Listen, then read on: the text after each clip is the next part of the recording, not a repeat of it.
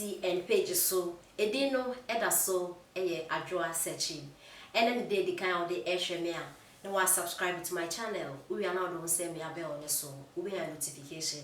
and it's an news said better me when you be and also when you be a share GC and page here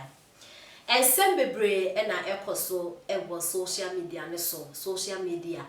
chese atemdidi koso adesua koso ho politics koso ho and nyasem keto akwa social media ne de sometimes we go through comments ni bi ensema amafo kan say o say hardship na wagana no emu ye din but say wo data na o phone enye adwuma na wo social media nko adia at least we betumi release stress na your family bebre sa na amafo e kan yam paso because social media yesre ankasa na ababa we bi wo ha wo friend no Queen Miriam and some social media na offer na why discussion about it na wafa Tracy Boakye ababa wa son no back wa all trending e wo Ghana ha no from last year and I said from last 2 years and Tracy started say all trending e wo Ghana ha and the trending na Tracy final soon try that soon try ya bepemen na Tracy eda so training na adofo yenko echi kakra ye beka ya Tracy Boakye na Miss Bell omo ebinya entawantawa kakra e wo social media entawantawa na the title edi papa ni enim papa kro no amafu bebre azu mean say eyo man penny that His Excellency John Dramani Mahama bebre na so say enyo na ebimo nse se Dr. Kwaku Oten ebimo nse se enyo na till now we do not know the papa no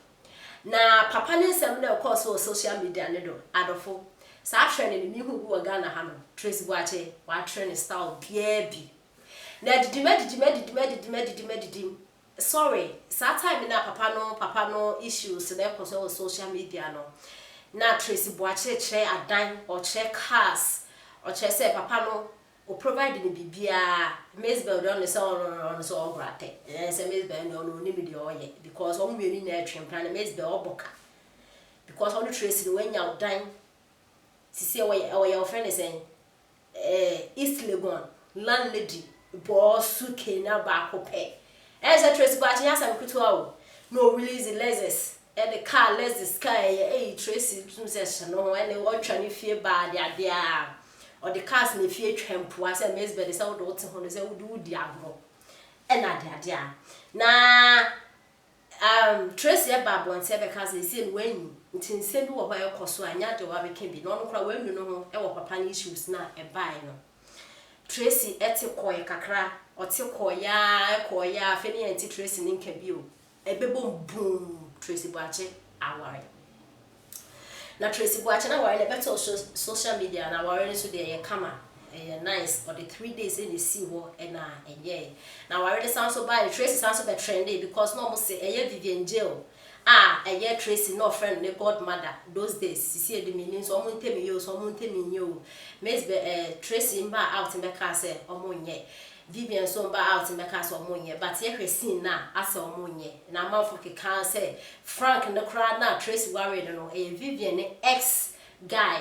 Tracy akwa gina worry na ho sem bebre Tracy worry awie okone honeymoon meaning say wo Dubai you say he when you gina ni pa na say na better social media say hey papa no sisi say Tracy akwa worry dia ene East Legon landlady no de bodo ho nsabrane na de ade no o gina fie papa no so gina fie because wa akwa worry dia ne dent na say oboka say wa worry say wo kun so e bo ho ka what you say nti East Legon dan ne de say o gina back and a better social media na dia yekeka Tracy Boakye aba out abe release so no properties or real estate or ton properties KN friend say which is Kwaku and Equia Insura or properties be autumn in the name of member no just on we secure member the future secure na kasa so the future a dine now the better with social media and so or who papers a dine ya where sit down or the member rent or the dollars better with social media and I didn't in some year candidate a ball across Tracy on tea and Casaneno and Miriam Queen Miriam. Say now who Tracy Boakye now purchasing now purchase or worry not papa no the dine one now why worry the next or the diamond aha sir and it's because obi who no be so kika yeti ensema Queen Miriam e kan de Tracy Boakye na ye waji na lekoba bo sabo wala Frank na papa no eja wo matire fie wo Tracy iya waji na lekoba bo sabo wala ku Frank na papa no eja wo matire fie wo se asuwa wala to preti na papa wa ba so wonya megu abo ano wa ba park webe pie weti kokonso da wala ko ku fie na no so fa na da faman na no so anye ne yirim betire because da na lesi me so wa wunya ku dai mo ape we be throw shade mo ala kasa na nyakofu na monam na ewu sa nyakofu wa ye tre na wonama medin one make sure that medin one day oya de lo be tekre wojim obeya no anoma kokone okọ etifi kofu nu suna ne wa ba na afọ ebebisa da ma na ote Tracy Boakye inyi hwe udale si ya kan nyina oye fake Dallas no euros no pound sterling akan oye fake yatetia na moisha budon ordinary da ba che zanyo Felix the we si dai ekwotu hwi ase na wa apaman yatetia ye hu na eke fufufunu baby a chema wuntumi lisi ne palace na wona no so bring ne nkukobu no wo ho bokom kra ne nkukobu no anya na za oye obi ne dai e na we kwogine wa ye video and aba hey azini mu nyibia oye by force ana Tracy Boakye enko tata mi chipu sisi awuba James ni naked video ni true video no mensa kebi efia Uba James ni true video na wale dinu to style bi ebi video no mensa kebi sisi awu formation so kitami na ewu aye se inso a wode egu ankrem ankra wa konso egu ma yemma kantemma bosola ma to pressure ma youth na da munyi pomo samo wo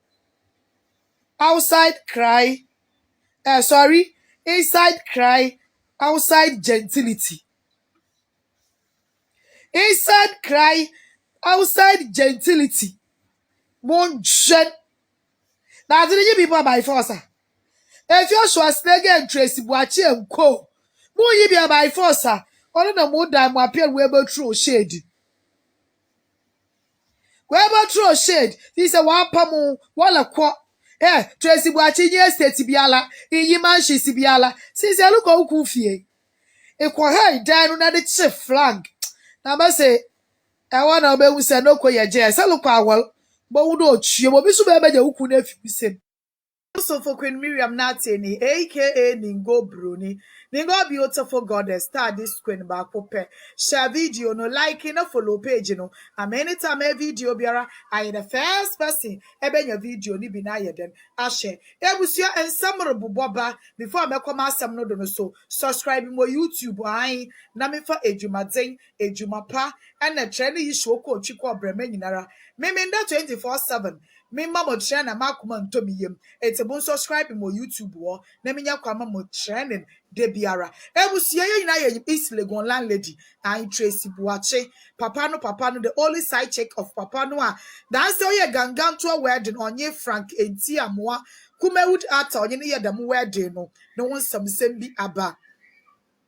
no one some be aba and some aba in the Tracy Boakye ne dan no otim no na dan no otim no was odi yekuchi odi to pressure ma youth no olu chedan no munyama interiors olu kan Dallas no onye euros no onye pound sterling no was the sad efie ne onye ne za na emom oyo obi ne din no wo efie ne krata no do enti the Tracy Boakye wa wona ti koso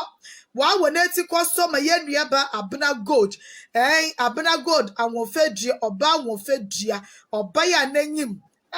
Nanyim ya fedodo. Neti kwasto obi anim. Yes, sister, wa aba kan brofo. Munyi da kwen me brofo no. Embahuma. When you say brofo embahuma. Eti ye nuaba abra gold GH page. Wa aba kan ne nyela ti mi wi a. Me di audio no lo chia modo. Nyimpa na obo chochoro nsam bebre no say. Mama kaka kranchira mo. O si Tracy Buache. Wukuchi ina wunyama libragi nyasa na efie ne enya woda. Oh, isa meli ye baya ma minis na ne akua insura mahama mepa mu chowo ni pole no churo di nyame na ma churo di no na ne akua insura mahama baya ma si se menwan onyina na de minis no ai onyina onye baby ntina ma wo fase no onye baby ntina na emo me de mogai me de ma ahoden egbato na ya abomoden na eda no ya jefi Yan ex-president John Mahama wo ne yete dan na ma ekwa nhira because on hwe de na wo fase ba de dan chanchan on hwe de na wo fase na nyimbogu ase eti kame oli ya ye de Tracy Buache papa ni Tracy kwa wali ana papa kuru no webo to Tracy Buache efi East Legon dan mu Trazako dan no dan no osisi ni nyina wa pam na afim wo cha Tracy Buache wase so no kukun kaka mepa mo cho se nyipa no bo amoso mo bo because at the end of the day no da media na leka na me so me publish